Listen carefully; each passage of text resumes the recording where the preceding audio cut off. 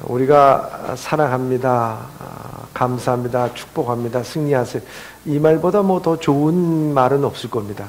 그런데 또 우리가 새해를 맞이했지 않습니까? 그 새해에서 또 우리가 듣고 싶은 게 또 뭡니까? 새해, 예, 우리 옆 사람과 함께 새해 복 많이 받으세요. 한번 인사 나누시길 바랍니다. 예, 새해 복 많이 받으시길 바랍니다.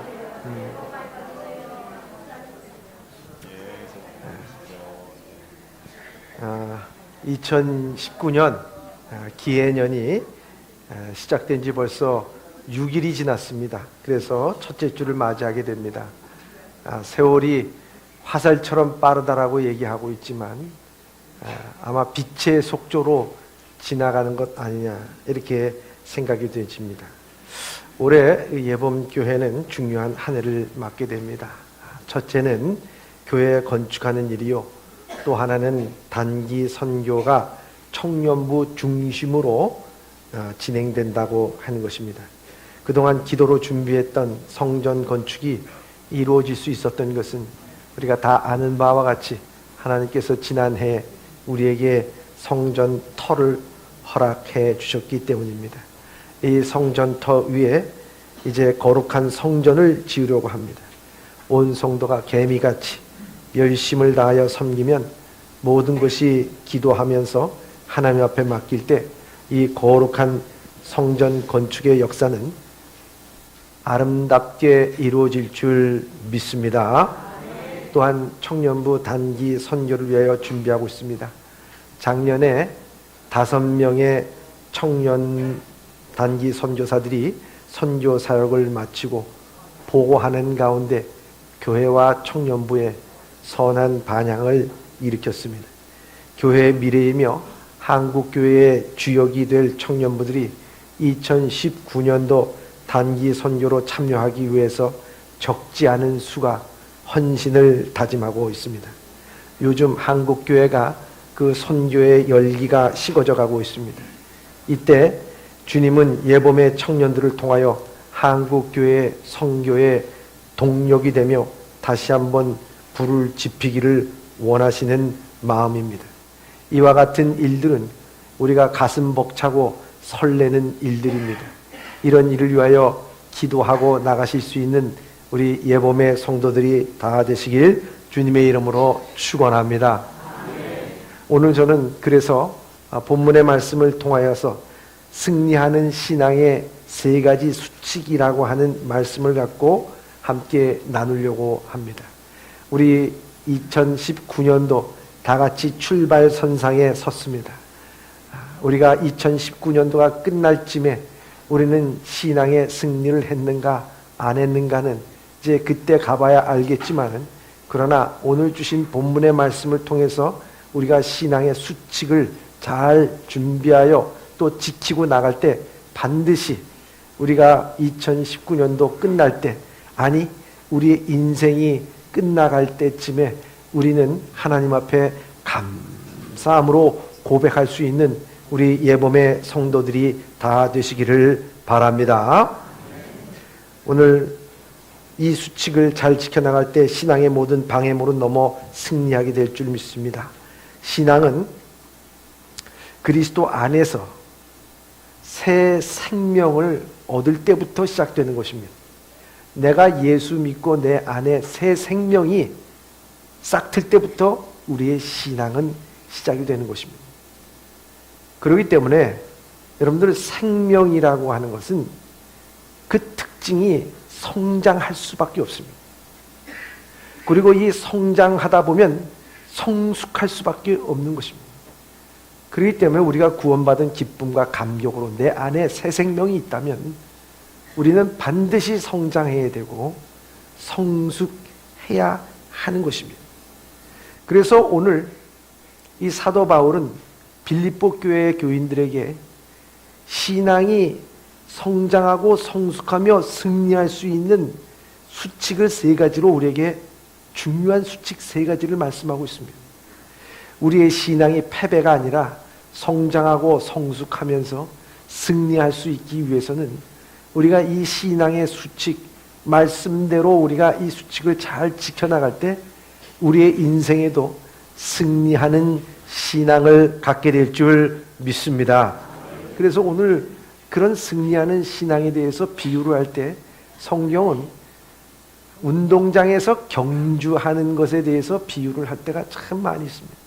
오늘 본문의 말씀에도 그런 비유를 통해서 경기장에서 경기하는 자들을 통해서 우리의 신앙에 승리하는 신앙의 수칙을 세 가지를 우리에게 말씀하고 있습니다.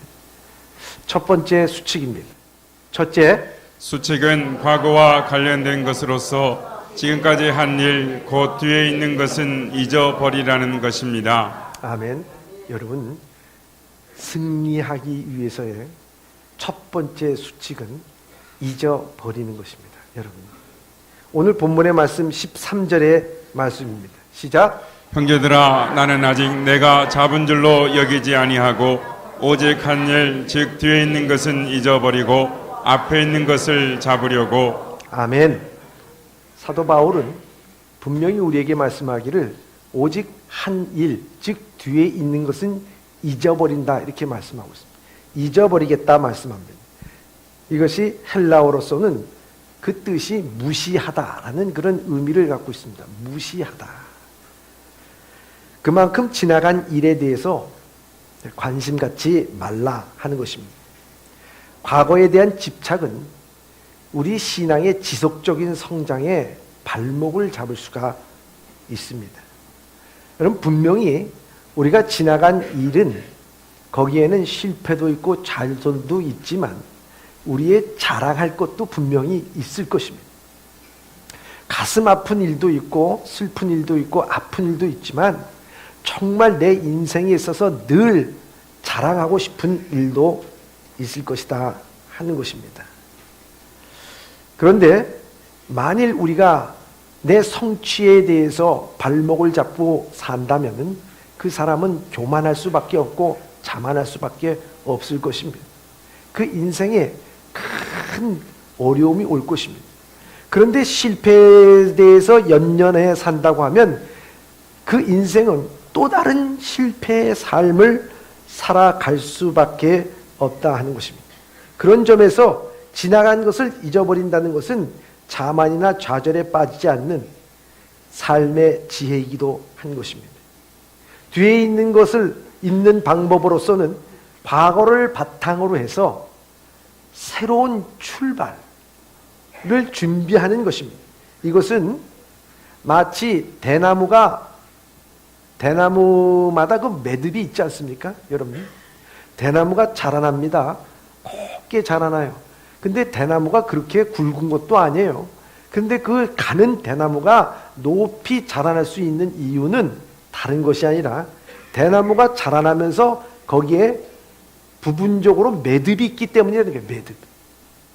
다시 말하자면 우리의 인생에 지나간 일에 대해서 우리는 매듭을 져놔야 된다는 거예요. 슬픈 일이든 실패한 일이든 잘못된 일이든 그거 갖고 질질 끌고 사는 게 아니고 그 일이 있다면 한 번 그 일이 있다면 매듭을 지으라는 거예요. 매듭 짓고 다시 하라는 거예요. 얼마나 중요한 일인지 모릅니다. 다른 매듭을 시작할 수가 있는 것입니다. 그런 점에서 뒤에 있는 것, 지난 기간 동안에 신앙 안에서 이룬 삶이 결실이면서 동시에 새로운 출발의 동력으로 삼아야 된다 하는 것입니다. 사랑하는 예범의 성도 여러분, 저는 이 매듭을 잘 진 성경의 인물 가운데 한 사람을 고르라고 하면 전 요셉을 고를 수가 있을 것입니다. 여러분들 요셉을 한번 보시기 바랍니다. 요셉이란 사람이 얼마나 마음에 상처가 많이 있었어요. 그 형제들로부터 배신을 당하고 노예로 팔림을 당했습니다. 그것뿐만 아니라 그는 노예로서의 삶을 살아갈 뿐만 아니라 거기에 억울하게 누명을 뒤집어 쓰고 감옥에 가는 그런 일까지 당했던 사람이었습니다. 그 인생을 보면은 마음의 깊은 상처와 아픔과 고통 가운데서 눈을 뜨면은 원망과 불평과 그리고 남을 향한 시기와 질투가 가득 넘쳐나야 되고, 그리고 내 인생이라는 것이 좌절하고 넘어지면서 내 인생 이 모양 이 꼴이라고 얘기하면서 술 마시고 그 인생을 포기하고 좌절을 하면서 살아가기에 마땅한 그런 삶이었을 것입니다. 그런데 이 요셉이 그렇게 살지를 않았습니다. 그는 자기가 받은 상처, 아픔, 그것을 잊어버렸습니다. 여러분, 요셉이 씩씩했기 때문에, 신앙이 있었기 때문에 모든 것을 툴툴 털어버리고 그 모든 것에 대해서 그가 잊어버린 마음을 갖고서 살았기 때문에 그랬을까요? 아닙니다. 여러분, 성경을 보면은요, 이 요셉이 자기에게 주어진 또 자기가 받은 그 상처와 아픔을 잊기 위해서요, 진짜 몸부림쳤어요. 진짜 몸부림쳤어요. 여러분들은 아시다시피 여러분들이 갖고 있는 마음의 상처, 아픔, 여러분 또 자랑, 여러분들 그런 것 여러분들이 잊으려고 해서 잊어집니까? 잊어지지 않아요. 정말 힘든 거예요. 어려운 일이에요. 막 그것에 대해서 몸부림쳤던 이 요셉인 것을 볼 수가 있습니다. 왜 그것을 우리가 알 수가 있는가? 그것은 다른 것이 아니었습니다. 요셉이 애굽 총리가 됐을 때 그 나이가 30이었습니다. 그리고 총리가 된 후에 그는 결혼을 했어요. 결혼을 해서 두 아들을 낳게 됩니다. 두 아들을 낳는데 첫째 아들이 이름이 므낫셋입니다. 므낫셋. 여러분들 자기 자녀의 이름을 지을 때는 그때 당시에 그 아버지의 이 부모의 소망이 그 이름 가운데 들어있어요. 삭개오라고 하는 이름도요, 성결이라고 하는 뜻이 있습니다. 그 부모가 삭개오를 낳았을 때, 아, 이 자녀가 정말 이 로마의 압제의 험악한 세상 가운데서 그리스도와 함께 우리 신앙으로 성결된 삶을 살았으면 좋겠다 하는 그런 바람이 있어서 삭개오로 이름 진 것 아니겠습니까? 그렇기 때문에 부모가 그 마음에 그러한 소망이 있는 것이 바로 그 자녀의 이름이라 하는 것입니다. 근데 이 므낫셋이라고 하는 이름의 뜻이 무엇이냐? 하나님이 나로 나의 모든 고난과 나의 아버지 집의 온 집안일을 잊어버리게 하셨습니다 라고 하는 뜻이. 여러분, 이 므낫셋이 이름이 뭐냐? 그 뜻이 나로 하여금 내 모든 고난과 내 아버지 집에 있는 모든 일들을 다 잊게 하셨다.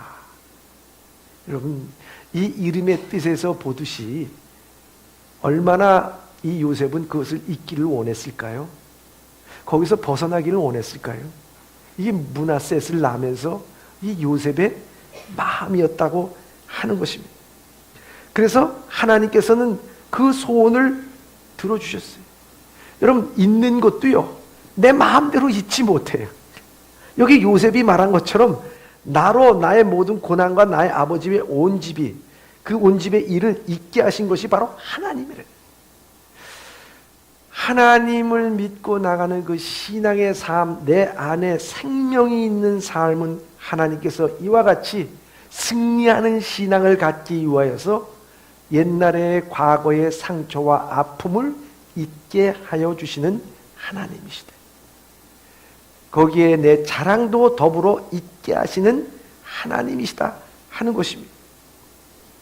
형들의 말로 닿을 수 없는 충격과 상처를 받았지만 매이지 않고 새로운 삶을 살았던 요셉을 볼 수가 있는 것입니다. 이토록 요셉은 하나님 앞에서 고난을 잊어버리는 은혜를 받았습니다. 그리고 마침내 총리가 됐을 때는 이 요셉은 아들을 하나 더 얻습니다. 그 아들의 이름이 에브라임이라 하는 말의 뜻입니다. 여러분, 이 에브라임이라는 말의 뜻이 뭘까요? 이름의 뜻이 무엇일까요? 그것은 바로 하나님이 나로 나의 수고한 땅에서 창성하게 하셨다. 하나님이 나로 나의 수고한 땅에서 창성하게 하셨다. 여러분들 생각해 보시기 바랍니다. 요셉이 므낫셋을 낳고 과거를 뛰어넘었어요. 잊었어요. 하나님께서 잊게 해주셨어요. 그 잊고 나니까 그 삶이 창성하게 되더라고요. 그 삶이 시온의 대로와 같이 활짝 열리더라는 거예요. 사랑하는 예범의 성도 여러분, 2018년에서 2019년으로 넘어가는 것은 사실 숫자의 불과한 것입니다.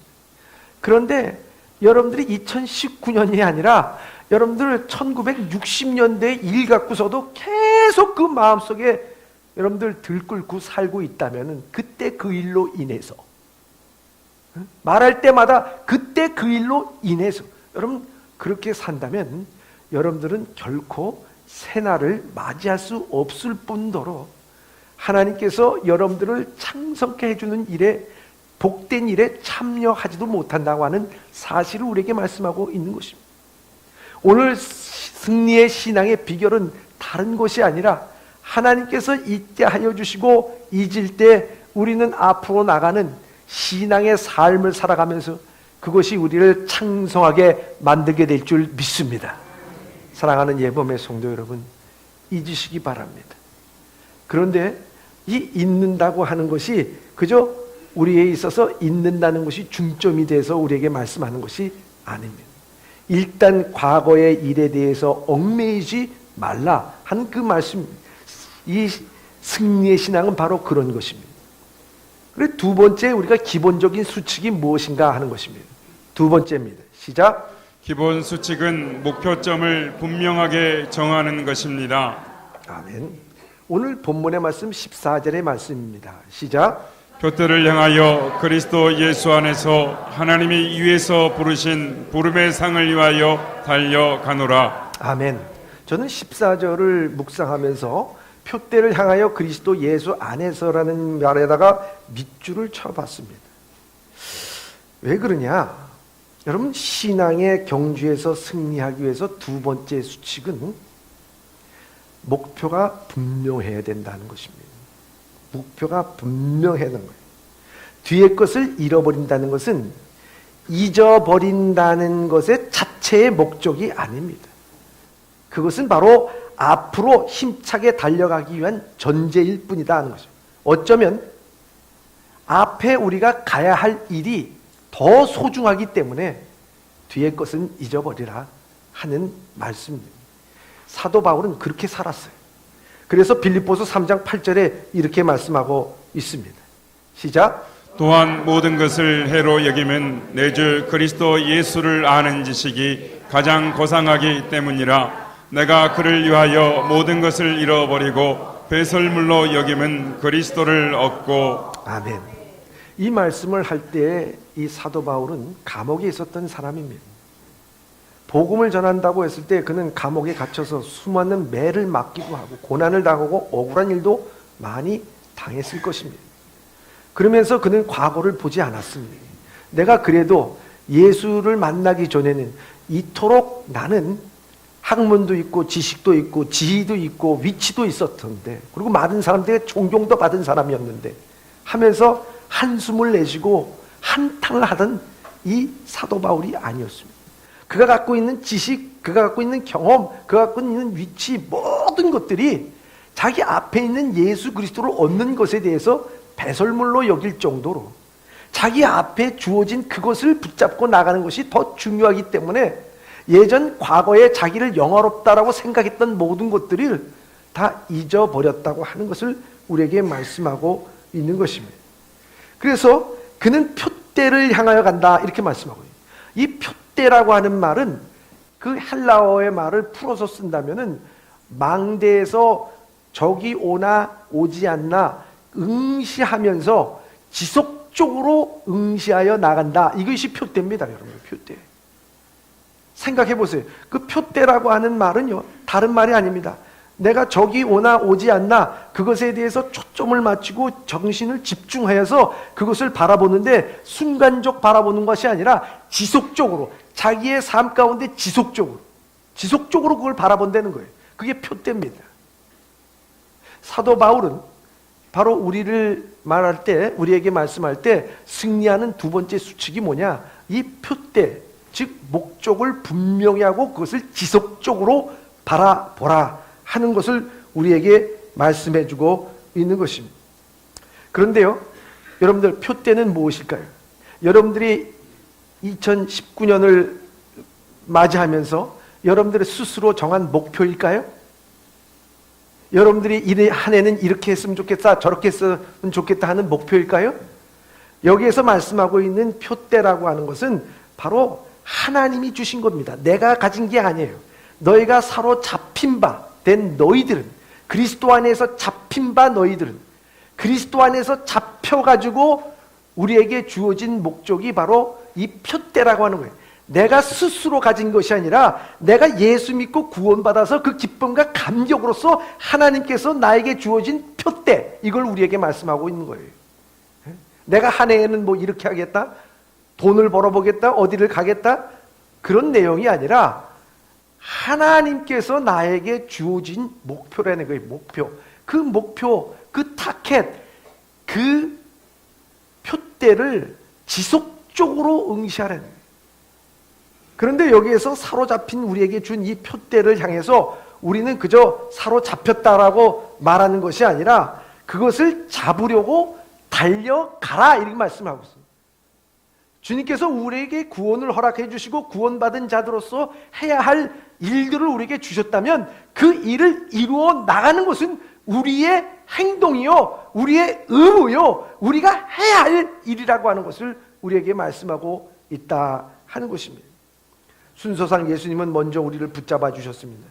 예수께서 우리를 붙잡아 주신 것은 십자가 위에서 대속의 죽음으로 죽으심으로 우리를 구원해 주셨다는 뜻입니다.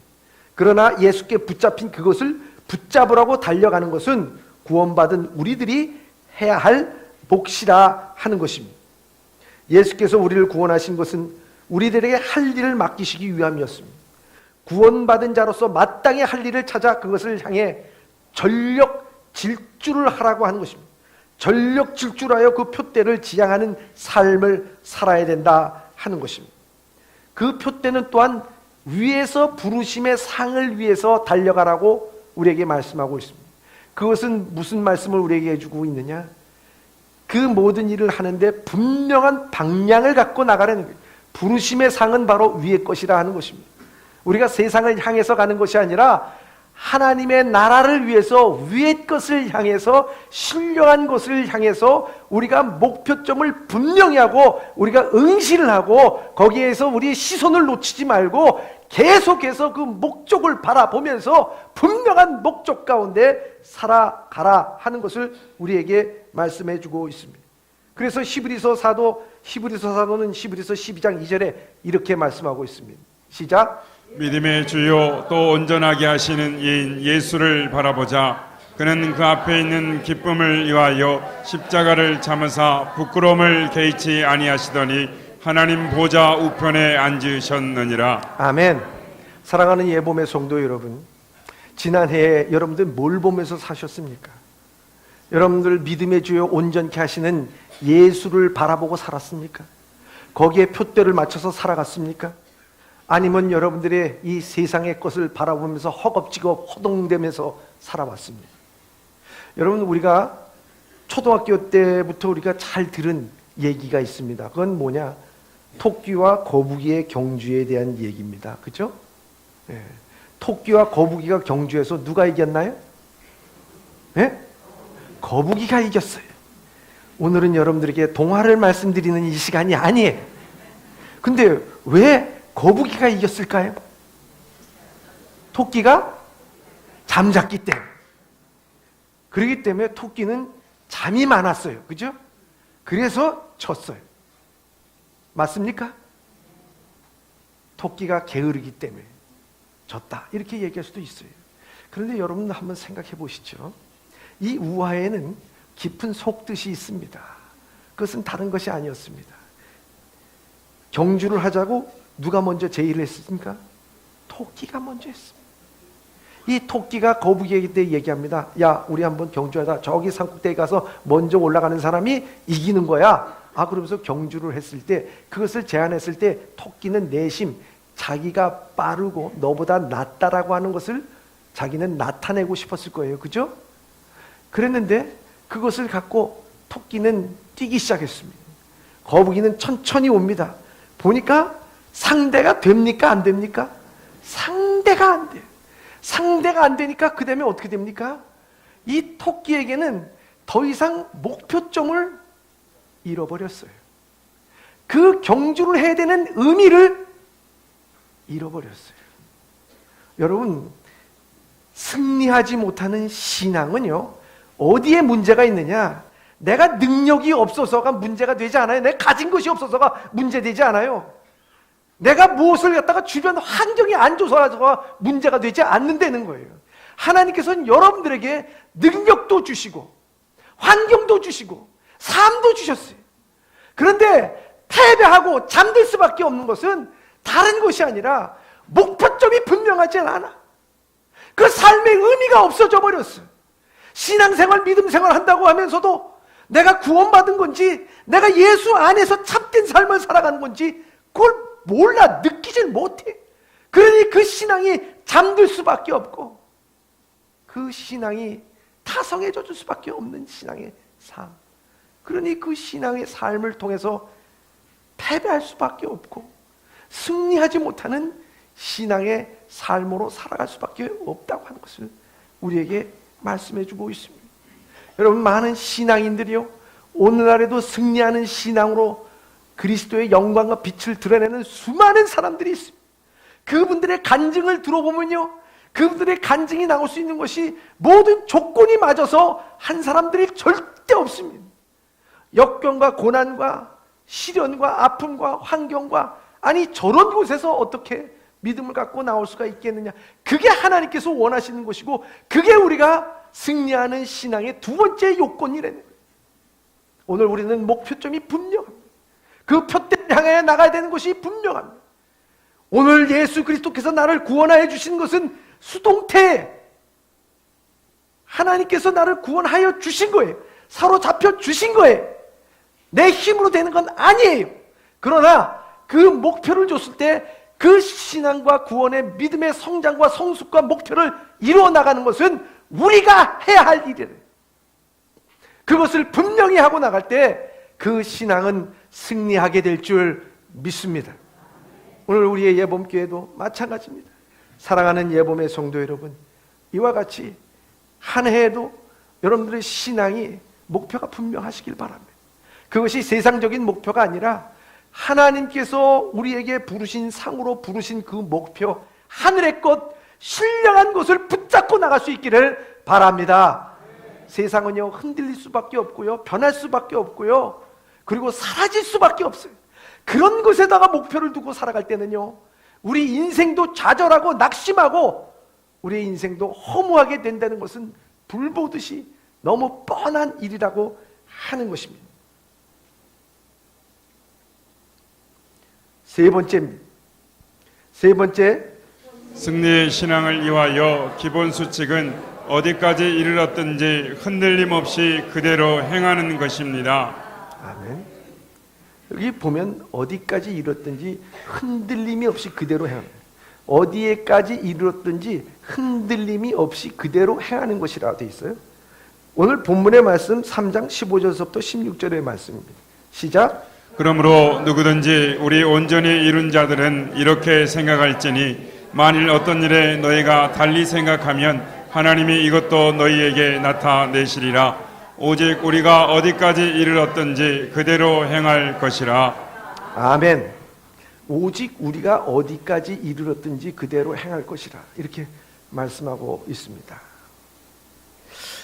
신앙의 경주에서 마지막 수칙은 무엇인가? 우리가 어디까지 이뤘든지 그대로 행하는 것입니다. 우리가 신앙을 주로 마라톤에 비유를 하게 됩니다. 이 마라톤 선수들에게 대해서 이야기를 들어보시면 알겠지만은 아무리 유능한 마라토너라도 그 마라톤을 하면서 한두 번은 포기하고 싶은 생각을 다 갖는다고 말합니다. 숨이 턱까지 차오르고요, 심장이 터질 것 같고요, 달려도 앞에 있는 사람을 따라잡을 수 없을 때, 내가 오늘도 실패했구나, 거기서 포기하고 싶은 마음이 든다는 거예요. 그런데 우리의 신앙생활을 할 때 마라톤과 같은 신앙의 삶인데, 인생을 살다 보면 여러분, 우리가 믿습니다 하고 나가지만은 우리의 신앙, 우리의 믿음 포기하고 싶은 적이 왜 없겠습니까? 여러분, 멀리 볼 필요도 없습니다. 지난해 여러분들은 결심했던 모든 일, 작심삼일로 끝난 일들이 얼마나 많이 있습니까? 나는 작심삼일로 끝난 일이 한 번도 없습니다 하시는 분 한번 손 들어주시기 바랍니다. 그분들은 말씀을 안 들어도 될 거예요. 우리 아무도 없어요. 우리 다 그래요. 그런데 우리가 이런 모든 일 가운데서 우리가 좌절하지 않고 포기하지 않고 나가는 삶을, 오늘 사도 바울은 우리에게 그것이 승리하는 수칙의 세 번째 마지막이라는 거예요. 너희가 어디까지 이르렀던 간에, 어떤 상태이건 간에, 어떤 부분이건 간에 거기에 이르렀다면 그대로 나가라. 이 말씀을 우리에게 해주고 있습니다. 그대로 행하라. 여러분들 이 행하라고 하는 말 뜻에는 뭐가 있냐면 라인업이라는 말이 있어요. 라인업. 예? 여기 라인에 섰습니다. 예? 이게 바른 길로 가는 라인이에요. 이게 섰으면 여기에서 출발한 그대로 그 라인을 밟아 나가라 하는 거예요. 그 밟아. 다시 말하자면 여러분들이 예수 그리스도를 구주로 영접했을 때 얼마나 기뻤습니까? 얼마나 즐거웠습니까? 얼마나 감사했습니까? 근데요, 우리는 그 감사와 기쁨의 삶을 그대로 살지 못하고 라인을 벗어날 때가 있습니다. 세상적으로 또 옆쪽으로 우리는 벗어날 때가 있어요. 의심이라는 말이 뭔 줄 아세요? 의심한다. 의심한다는 것은요, 두 길을 간다고 하는 거예요. 한쪽으로는 주님의 뜻을 따라 나가려고 하지만 한쪽은 세상의 것을 놓지 않고 가려고 하는 삶.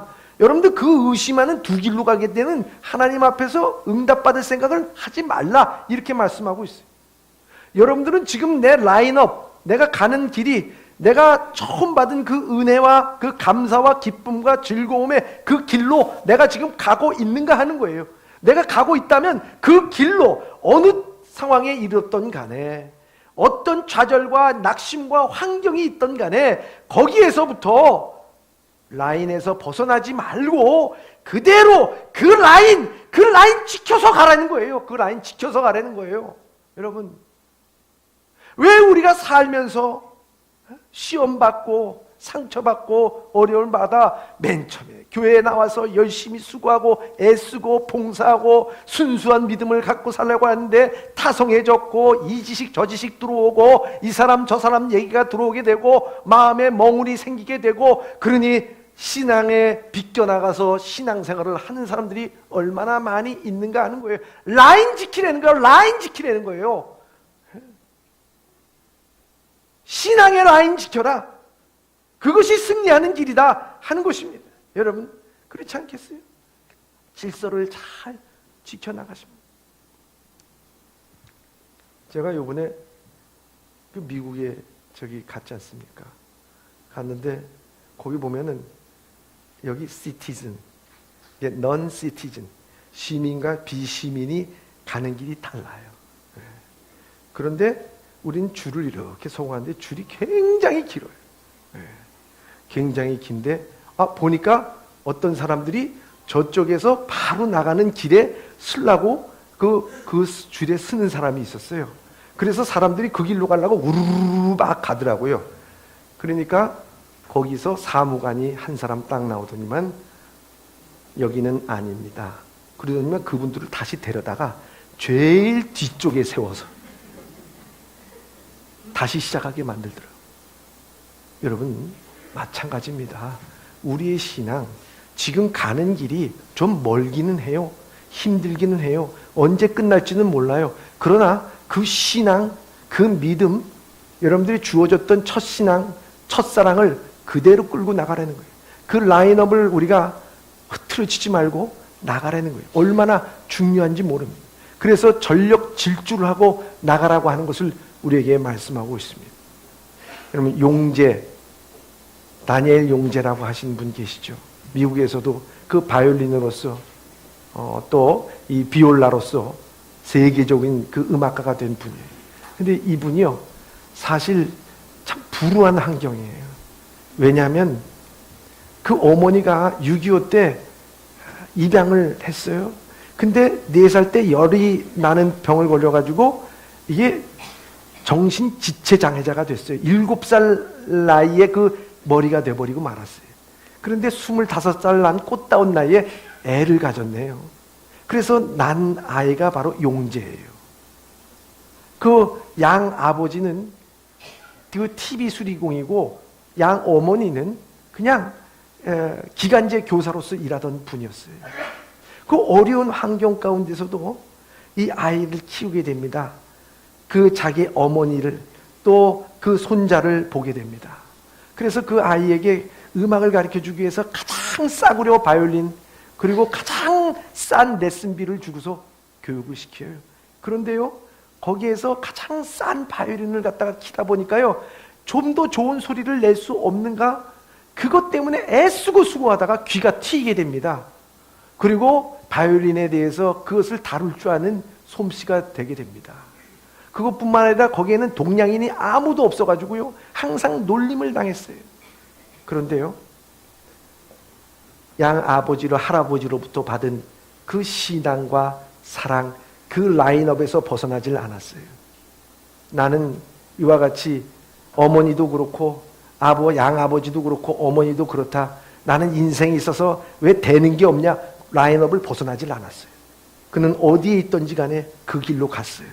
그래서요, 온 교회 성도들이 그를 후원을 하게 되고, 그리고 역사상 처음으로 천재들만이 모이고 있는 이 줄리아드 음대에 4년 내내 장학생으로 공부를 하고 마치고, 오늘날에도 수많은 사람들에게 영감을 들리는 그 연주를 하고 있는 것을 보면서 그는 하나님 앞에 영광을 돌리면서 이렇게 얘기합니다. 나는 보잘것없는 사람이었지만 부모님으로부터 할아버지 할머님으로부터 받은 그 신앙의 유산이 오늘 나를 있게 만들었습니다. 여러분, 오늘도 마찬가지입니다. 우리가 2019년도를 우리가 맞이하면서 우리 교회에는 이와 같이 성전 건축이라고 하는 것과 또 단기 선교라고 하는 것, 우리가 분명한 목적과 목표를 갖고 나가게 됩니다. 이럴 때 참 중요한 것은 내 신앙에 처음 받은 신앙, 그 신앙이 어디 있든지 그 라인을 지켜서 하나님 앞에 기도하고 나가면서 무엇보다도 뒤에 있는 것은 다 잊어버리고 그 표대를 분명히 해서 우리가 나갈 때 우리는 2019년도가 끝날 쯤에 하나님 앞에 이렇게 고백하게 될 줄 믿습니다. 하나님 감사합니다. 우리에게 승리의 신앙을 허락해 주신 하나님 앞에 감사합니다. 고백할 수 있는 예범의 성도들이 다 되시길 바랍니다. 무엇보다도 여러분들의 인생이 끝날 때도 그런 고백을 할 수 있는 승리의 신앙을 갖고 승리할 수 있는 예범의 성도들이 다 되시길 주님의 이름으로 축원합니다.